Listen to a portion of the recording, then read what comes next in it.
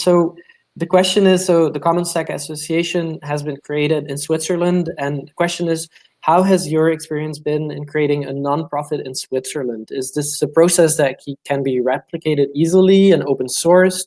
I would love to know a little bit more about this, and so that also nonprofit DAOs can better understand legal implications of what they're doing and how difficult or easy it is to register as a nonprofit.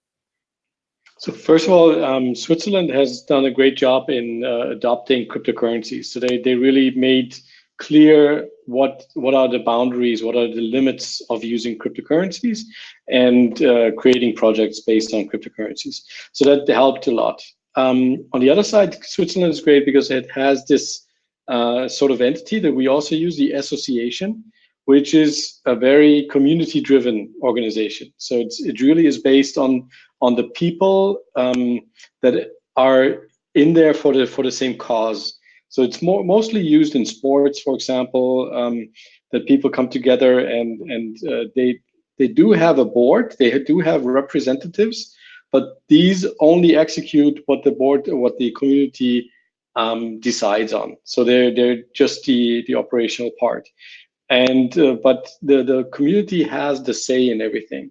So this is, to me, comes very, very close to what a DAO or what the philosophy behind blockchain is, that it's mostly community driven. And the great thing is you have an entity here that is recognized, that's accepted, that is integrated into the whole ecosystem. You can open a bank account with an association, and you can do business with it. And it's not just non-profit. It's maybe you would rather say not for profit, because if you think about the biggest association in the world is from Switzerland. It's called FIFA. It's the World Soccer Federation, and they make billions. But they all the money, all the revenue they generate is distributed again amongst the members of their association.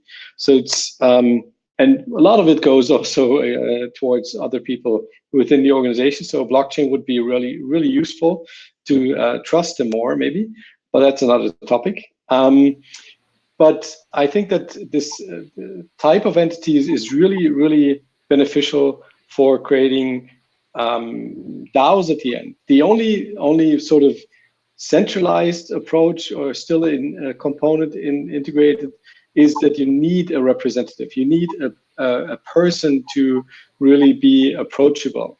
To open a bank account, for example, you need one person to do this in regards to the association. So that's the only topic I would say is missing. But if we could somehow find a way to resolve even that, then it can be a DAO. And a year ago, or even more, Sebastian Bürgel from Validity Labs even created smart contracts that you can govern an association in Switzerland through smart contracts. So it's already so almost tokenized, I would say. And replicating it is possible.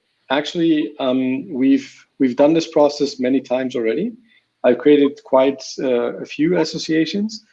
And thanks to Jordi Barlina and Griff Green, they've paid the first fee to legal advice on this, and we've taken the framework that we've set up back then for IDEN 3 and just amended this to any use case you want to build, any purpose you want to create.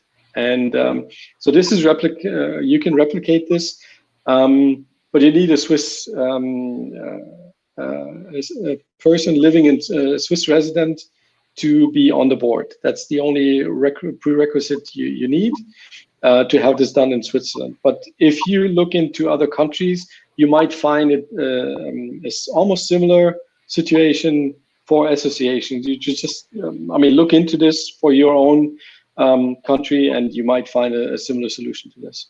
Mm-hmm. Just know, well, that's a fantastic answer. Know that there is the question that people would love to see a blog post by you on this, Bernd. So like what your learnings are, and so that how they can contact you and so on. They can probably contact you via Twitter if they have questions on this as well. And Griff, you wanted to add something to this? Yeah, we're gonna make legal blog post. It's in the works. It's right now we're working on the white paper, and that just is taking precedent over pushing our legal explainer, which I'm drafting and will of course have Coach B review. And one of the things I want to add about our legal situation and our strategy is that we're really trying to have the minimal footprint with the maximum benefit for our users. And what we've found is that we can actually allow everybody who contributes to the Common Stack to become a member of the Common Stack association.